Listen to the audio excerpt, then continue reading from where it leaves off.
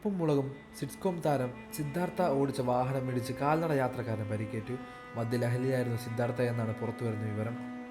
MG റോഡിൽ വെച്ച് ബുധനാഴ്ച രാത്രി 8:30ഓടെയാണ് സംഭവം നടന്നത്. അപകടം കണ്ട് ചോദ്യം ചെയ്ത നാട്ടുകാർ നേരെ ഇയാൾ അപസ്യം പറയുകയും ആക്രമിക്കാൻ ശ്രമിക്കുകയും ഉണ്ടായി. സ്വഭാവത്തിലല്ല സിദ്ധാർത്ഥ എന്ന് പുറത്തു വന്ന ദൃശ്യങ്ങൾ കണ്ടവർ പറയും. ദൈവം, കോടതി ഇതൊക്കെ നോക്കിക്കോളും എന്നെല്ലാം സിദ്ധാർത്ഥ റോഡിൽ കിടന്ന് പറയുന്നുണ്ട്. ചുറ്റും ആളുകളും കാണാൻ നിൽക്കുന്ന നാട്ടുകാരും സിദ്ധാർത്ഥിൻ്റെ കാൽ കെട്ടിയിട്ടുണ്ട്. റോഡിൽ നിന്നും ഇയാളെ വലിച്ചു മാറ്റാൻ ശ്രമിക്കുന്നതായിട്ടും കാണാം. നാട്ടുകാർ പറയുന്നത് പ്രകാരം കാൽനട യാത്രക്കാരനെ സിദ്ധാർത്ഥിൻ്റെ കാർ ഇടിച്ചിട്ടെന്നും പുറമെ പരിക്കു പറ്റിയ ആളെ രക്ഷപ്പെടുത്താൻ ശ്രമിച്ചപ്പോൾ സിദ്ധാർത്ഥ അവരെ കയ്യേറ്റം ചെയ്യാൻ ശ്രമിക്കുകയും ചെയ്തു. ദൈവം, കോടതി ഇതൊക്കെ നോക്കിക്കോളുമെന്നാണ് സിദ്ധാർത്ഥ അവരോട് പറഞ്ഞത്. ഫ്ലവേഴ്സ് ടിവിയിലെ ഉപ്പും മുളകും എന്ന സിറ്റ്കോമിലെ അടുത്തിടെയാണ് സിദ്ധാർത്ഥ വന്നത്. നേരെ മഴവിൽ മനോരമയുടെ തട്ടിയും മുട്ടിയും എന്ന സിറ്റ്കോമിലൂടെ സിദ്ധാർത്ഥ വൻ ജനപ്രീതി നേടിയിരുന്നു. ബാലതാരമായി വന്നതിനാൽ തന്നെ പ്രേക്ഷകർക്ക് വലിയ ഇഷ്ടവും സിദ്ധാർത്ഥനോടുണ്ട്. ഇതുവരെ വിവാദങ്ങളിൽ ഒന്നും തന്നെ സിദ്ധാർത്ഥ പ്രഭുവിൻ്റെ പേര് കേട്ട നടൻ സിദ്ധാർത്ഥ പ്രഭു നടറോഡിൽ വെച്ച് അക്രമാസക്തനായ വാർത്ത വളരെ പെട്ടെന്നാണ് സോഷ്യൽ മീഡിയയിൽ പ്രചരിച്ചത്.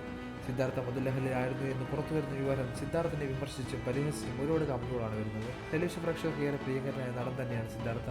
ഈ സിറ്റ്കോമിലെ പ്രധാന ആകർഷണ ഘടകമായി മാറാൻ സിദ്ധാർത്ഥിക്ക് ലഭിച്ചു. പെട്ടെന്നാണ് സാധിച്ചിട്ടുള്ളത്. സിദ്ധാർത്ഥിൻ്റെ വിവാദം പല ചർച്ചകളും ഇപ്പോൾ തുടക്കം കുറിച്ചിട്ടുണ്ട്. ഉപ്പും മുളകിൽ അഭിനയിക്കുന്ന മിക്കവരും വിവാദങ്ങളിലാണല്ലോ എന്നാണ് പലരുടെയും ചോദ്യം.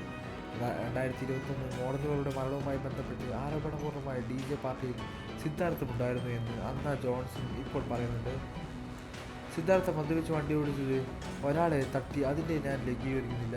അവിടെ നാട്ടുകാർ ചെയ്ത പ്രവൃത്തിയാണ് എനിക്ക് ഭീകരമായി തോന്നുന്നത്. ഒരാളെ വണ്ടി തട്ടിയാൽ അയാളെ പിടിച്ച് പോലീസിൽ ഏൽപ്പിക്കുക, ഇവരെ കഴുത്തും പിടിച്ച് നിലച്ച് റോഡിൽ ചവിട്ടുന്നു. ഇതാണ് പ്രമുഖമായ കേരളം. 2 മധുവിനെ തല്ലിക്കൊന്നു എന്ന് പറഞ്ഞ് കുറേ പേർ കുറേ പേർ പരിതാപിച്ചിരുന്നു. ഇപ്പോൾ ആർക്കും പരിഹാരമില്ലേ? അവനൊരു ആർട്ടിസ്റ്റാണ്, അവനൊരു സെലിബ്രിറ്റിയാണ്, അവൻ അങ്ങനെ ചെയ്തത് കൊണ്ടല്ലേ എന്ന് കുറേ പേർ പറയുമായിരിക്കും. ഇവിടെ പോലീസും കേസും കോടതിയും ഒന്നുമില്ലേ?